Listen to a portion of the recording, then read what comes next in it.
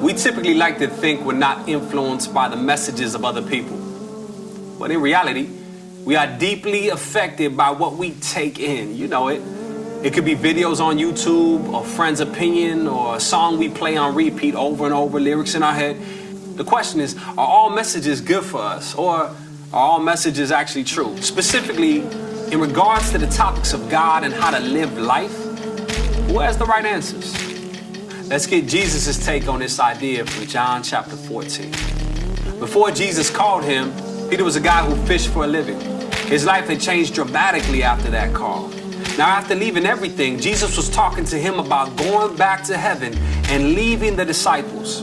Anxiety filled his heart. The disciples of Jesus were all young men.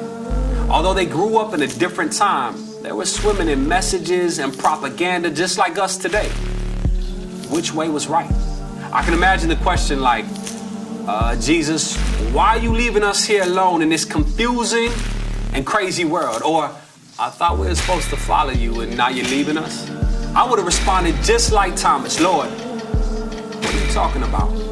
I don't know how to get to heaven. Jesus shows real care and guidance for his disciples, though. He knows our hearts can get incredibly confused. He first reassures them, don't let your hearts be troubled. Trust in God and trust also in me. Secondly, he gives them hope of his return. When everything is ready, I will come and get you so that you will always be with me where I am. And thirdly, he gives them the God-given instructions based on his divine identity. He says, I am the way, the truth, and the light. No one can come to the Father except through me. Those are divine directions. Jesus answers the deepest questions humankind has had and explored in all of its history. Is there a God? Who is he? How can we know him and live forever? All these questions, right?